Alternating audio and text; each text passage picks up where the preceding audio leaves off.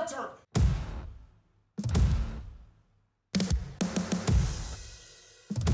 Fighting on Notre Dame's turf is not the fight they should be fighting. 1, 2, 3. Here come the Irish!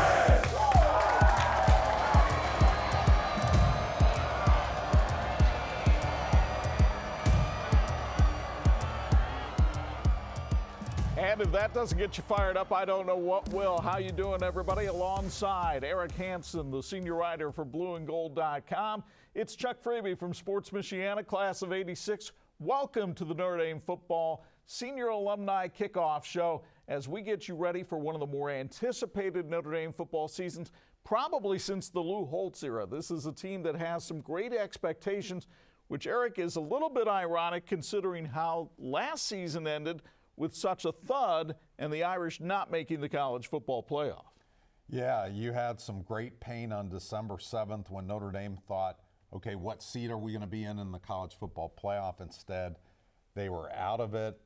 They were offered a consolation prize of Pop-Tarts, turned that down.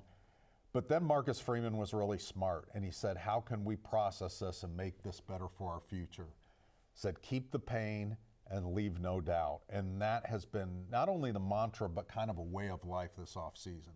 They have really done a good job of embracing the message. Not that Freeman's messages don't get through to his teams typically, but this one really seems to have resonated. Yeah, we didn't earn the opportunity. We didn't earn the right to play more than 12 games last year. And you know, that's something that we've owned. And we know we have aspirations to play beyond the regular season. That doesn't need to be said, but it's the reminder of what is the work that must be done to give your program a chance to play past game 12. Like, that's important, and to get into the playoffs. That's what I continue to remind our program, our coaches, our players about. Stop worrying about the playoffs. Stop talking about it. Like, focus on what we have. You tell everybody, leave no doubt. Leave no doubt with what you're guaranteed, and that's this meeting, that's this moment, because that's how you grow. If you are so locked in on the moment and what you have right in front of you, that's when you don't create bad habits. When your mind is thinking about something that isn't right in front of you, you create bad habits. You create complacency. And it's important that every time we think about last year, 2024, the future, it's a trigger to remind us to take care of what we have right in front of us, and that's this moment. The only other mention I'll have about last year is that the same coordinators that were running the ship last year are back again this year. Mike Denbrock on the offense, Chris Ash on the defense, Marty Biaggi on special teams. But Marcus Freeman believes that experience and continuity is a good thing. What say you, Mr. Hansen? I think it's huge. And one of the things is it allows you to teach faster and allows you to teach deeper. You think about last year, and Chris Ash comes in with a new defense that's very different conceptually, and the team is getting this, learning it in the spring. They're still kind of struggling with it in the summer. They get to August, and there's still some questions about it. This time, you know what you're doing, and you're embracing it, and then you can just teach quicker. You can install it in the spring, redo it in the June OTAs, do it a third time in the July player run practices, and then do it in fall camp. And then you've got a higher floor to your teaching, and it just sets the tone for the season. And another guy that's really high on that is Marcus Freeman himself. With returning all three coordinators, with returning a starting quarterback with so much experience and production, returning, you're farther ahead schematically. So that gives you a chance, right? That gives you a chance. And we have to continue to have that sense of urgency to get farther, right? To really get as close as we can to that level of full potential as we can. And so the foundation is higher. I've said that before. The foundation is higher, but we got a tremendous amount of work and not a lot of time to get that foundation to where we need it for September 6th. It also helps to have players returning in critical positions. There's no position more critical on a football team than quarterback, And C.J. Carr is back for his second season at the helm. Eric, where have you seen the improvement in Carr's game here in the early preseason? Decisions, for one. I mean, just making better decisions with the ball when it's in play. But also, we'll see this more in games, but you can see it a little bit in practice, is how he processes at the line of scrimmage, how he recognizes something, saying, I'm going to slide a protection, or I'm going to get us from a bad play into a great play, where last year it was kind of a bad play into maybe a passable play. His leadership is outstanding, and you see it in the way that he's bringing other guys along. I think he's the best quarterback in the country. What were some of the things that he did in the offseason to make this happen? I think the first thing, Chuck, is he was the first guy to turn the page. He was the first guy in the indoor athletics complex that was working on 2026, and then others followed. And he did a lot of film work when he wasn't working out in the IAC, and that is looking at other NFL quarterbacks, or looking at NFL quarterbacks. He's a future NFL quarterback. He will be an NFL quarterback, right. Yes. And Matthew Stafford was one of them, somebody that he felt like he was similar to in skill set and mentality, and it really helped him see the game differently and gave him ideas on how to improve his own game. Then when he gets into spring practice, he starts applying these lessons, and again, we start to see better decisions. Not that he had a ton of interceptions last year. He had some, ooh, boy, they were lucky that wasn't an interception, but he's just at a higher level. And again, this is a guy that was 5th in the country in pass efficiency last year. And 67% completions, only 6 interceptions. I liked one of the things that he did was taking his receiving group just on a little retreat down to Jacksonville, Florida, and he also brought Aeneas Williams, the running back, and not only throwing with them and trying to get timing down, but just building the relationship with them so that he knows them better. Right, and building that relationships allows you to, when somebody needs their accountability questioned, you can do it without, causing a dust up, and I think it's really important. You think about those player-led only practices in July, and there's only 8 of them.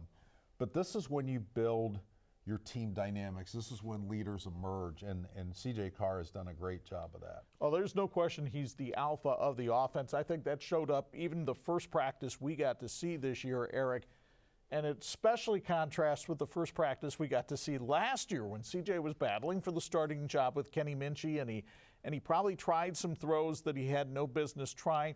And I get it's practice, you're allowed to do that. But in the first practice this year, there was no question he had command of the offense. And even at one point, he's telling Jaden Greathouse on an out route, where Greathouse made the catch, but he's telling him, you have to get out there even sooner. Right. Last year, it was 3 picks in the first practice. This year, he's telling Jaden Greathouse where he needs to go, and Jaden Greathouse is a pretty experienced receiver, but he respects C.J. Carr. It's about getting better together. It's not about me bossing you around and so forth. I just really love the approach of this offense, and again, I think C.J. Carr is going to prove to be the best quarterback in the country this year. And if you think we're the only ones speaking in glowing terms of C.J. Carr, we'll listen to the head coach. I've said this before. He's almost like a version of a coordinator on the field. The communication, the coach-to-player communication cuts off at 15 seconds. And so he's able to see a defense and anticipate what the defense is going to be and put our offense in a position to not have a negative play. That's more important probably than the explosive plays. Those explosive plays happen for plenty of different reasons, but to keep our offense out of negative plays and have a quarterback that can see it because he's prepared, he's intelligent, he has experience, that is it's an X factor. And you don't have to depend on a coach telling the player everything. We have parameters, and you have to live with sometimes him making a check that maybe you wouldn't have made, right? We have to be able to give him those keys, but there's a lot of confidence we have in him being able to put our offense in a really good position. He needs to be able to do it quickly, though, not necessarily because the schedule is difficult in September, and we'll get to that in a little bit, but mainly because Notre Dame has really struggled in September under Marcus Freeman, and there needs to be a sense of urgency with this team to get out of the gate quickly. Yeah, and they've been 3-5 collectively in the first 2 games of Marcus's first 4 seasons. And so what have they done with that sense of urgency? They've built a structure to complement that. So it's not just like, hey guys, we got to get better early. It's here's how we're going to do it.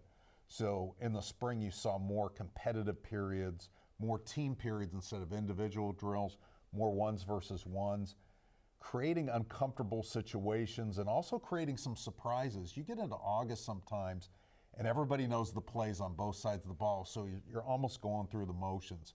So now have some surprises for the offense from the defense. Looks that they haven't seen all August, and I think that's going to help this team come out of the gates much quicker. Well, and quite frankly, there was a surprise for us in the media the other day at the practice we attended, because right after stretching, Notre Dame went into an up-tempo, ones versus ones, twos versus twos, and I think part of that is, again, to create this sense of urgency for the team. We can't wait to get out of the gate. Yeah, I mean, you practice, you play like you practice, and creating situations in practice that are going to carry over to game day is very, very important. And Notre Dame doesn't have quite the competition early this year that they've had in some other years. But still, if you're Notre Dame, you want to be playing at a very high level early. You want to make a statement early, because if you run the table, then you're playing for a seed later.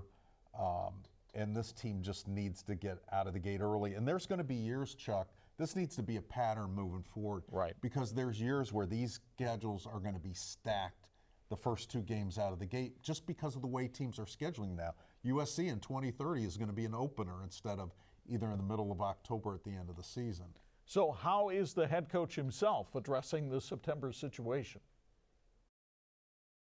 I know this has been a sense of urgency for me because of especially last year and the previous years before that. But everything we do, we have to challenge everything. You know, when you continue to just rinse and recycle and repeat, I think you'll get passed by. You have to continue to adapt to the changing times and to the different ideas that are out there.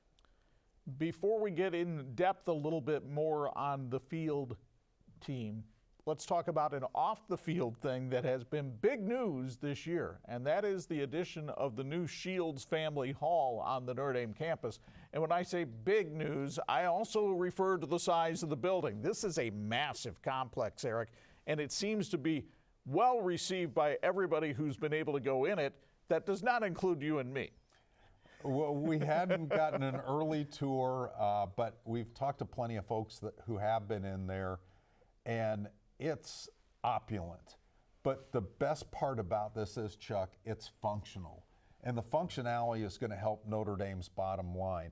Better recovery space, a place where the team can eat together, but also have Notre Dame's nutritionists help with the menus and so forth, not having to cater it across campus and you get what you get. There's just so many positives. You have your own weight room in there, own meeting rooms and so forth. So recruits will be impressed, but how this functions leading up to a game day is also going to help Notre Dame a lot. And Marcus Freeman is thrilled about this new facility. It's unbelievable. Credit to everybody, Ron Paulus, and everybody that really spent a lot of time thinking about what our players need. It serves our players in a way they've never been served before, and they deserve it. They have the best of the best, everything. And you know, I got a text from a coach I really respect that dealt with moving into a new building. He said, you don't even realize how valuable that will be to the teaching and coaching. And so I'm excited for them to use it, for me to learn all the different teaching tools and how they can utilize it. But I don't want to compare anybody else. I'm like, right now, I know at some point I think it will get old, but every time I walk in there, I'm in awe. Like it's unbelievable. and credit to the people that invested money and time to get our players that place they deserve. So the off-the-field resources are there. Let's get back to talking about this team on the field. I think everybody would agree that C.J. Carr is one of the great strengths of this team this season. What else do you see as a strength for the 2026 Irish? Wow, where do we start? I will start with the secondary. I think it's going to be the best secondary in college football. You start with Leonard Moore, who's a returning unanimous All-American, but you look at the safeties. Breontae Johnson, he changed this pronunciation. He was Tay before. Yes. Adon Schuler. Christian Gray is coming along at the nickel. Then you brought in DJ McKinney from Colorado to fill one of the cornerback positions. Charlie Partridge has been killing it on the recruiting trail and what he's done with this defensive line. I think they're going to be really strong. I've heard some national analysts talk about the linebacker core being the best that it could be. There's not a lot of question marks. I think some people question about the running backs, life after Jadarian Price and Jeremiah Love, but I think it's a deep group. The wide receivers, I think there's a lot of talent there, even though they don't have a lot of experience. You can see it in practice. You're going, I'm not used to seeing Notre Dame wide receivers moving like this. The offensive line could be Joe Moore Award finalist material. They need to make sure that they stay healthy at this point. And tight end I think you're going to see multiple tight ends who can play, including freshman Ian Premor.